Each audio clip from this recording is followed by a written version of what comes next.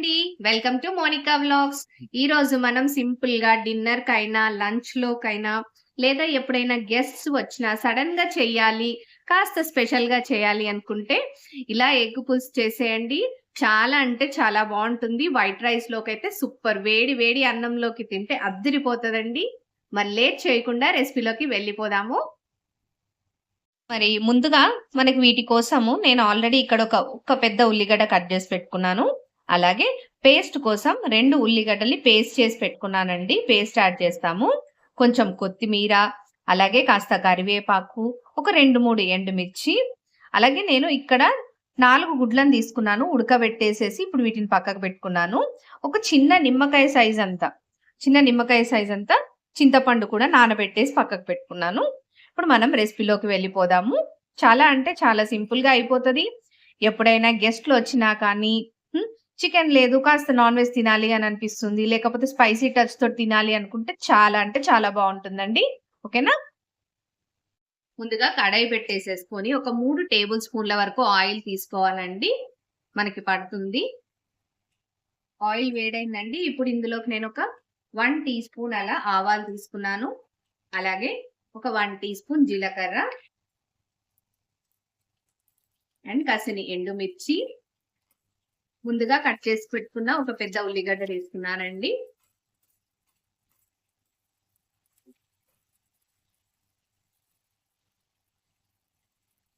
ఇలా ఫ్రై అయ్యేటప్పుడే మనం కాస్త కరివేపాకు, కొంచెం కొత్తిమీర తీసుకొని కాస్త కొంచెం ఫ్రై చేసుకుందాము.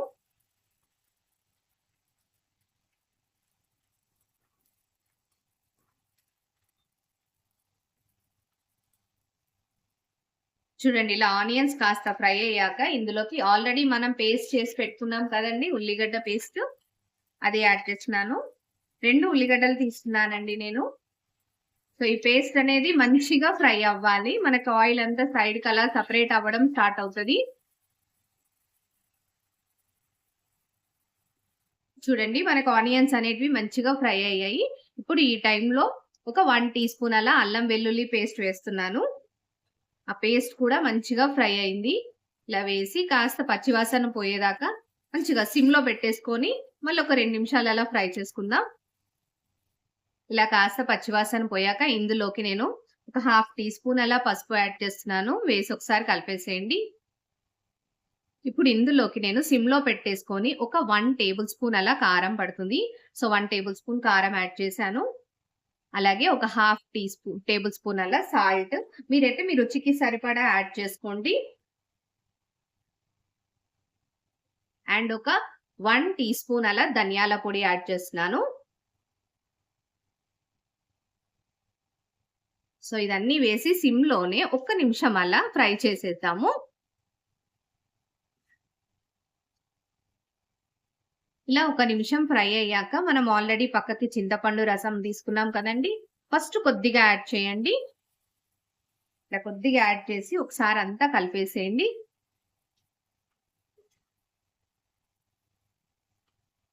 ఇలా అంతా కలిసాక ఇప్పుడు మిగతా చింతపండు రసంని మొత్తం వడగట్టేసి యాడ్ చేసుకుందాము.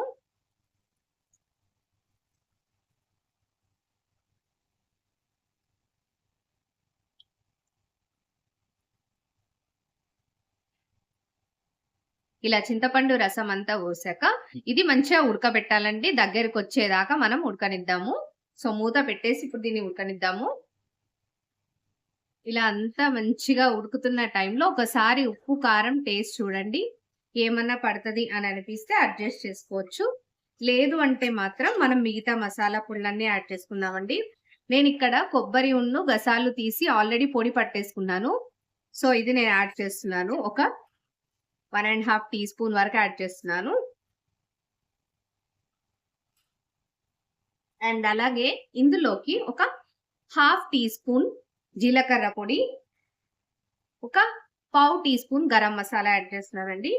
వీటన్నిటిని మంచిగా ఒకసారి కలిపేసేసి ఉడకనిద్దాము. మంచిగా మీకు ఎంతవరకు కన్సిస్టెన్సీ కావాలి, గ్రేవీ ఎలా ఉండాలి అని అనుకుంటే అంతవరకు దగ్గరలాగా ఉడికిచ్చేసుకుందామండి.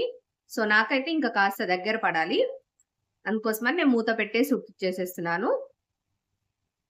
చూడండి మనకిక్కడ ఆయిల్ అంతా సెపరేట్ అవ్వడం స్టార్ట్ అయిపోయింది. సో, ఈ టైంలో మనము ఎగ్స్ యాడ్ చేసుకోవాలండి. ఎగ్స్ యాడ్ చేసేసుకొని ఒక్క 5 నిమిషాలు అలా సిమ్‌లో పెట్టేసుకొని ఉడకనివ్వాలి. సిమ్‌లో పెట్టేసి ఓకేనా అండి?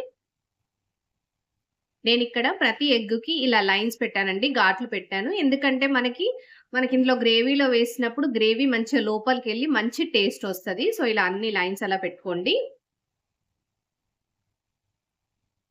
ఇందులోకి స్లోగా ఎగ్స్ యాడ్ చేసుకోవడమే. యాడ్ చేసుకొని అంతా ఒకసారి మంచిగా కలిపేసి ఒక 5 నిమిషాలు సిమ్‌లో మంచిగా కుక్ చేసుకోండి. మీరింకా ఎగ్స్ కావాలంటే యాడ్ కూడా చేసుకోవచ్చు.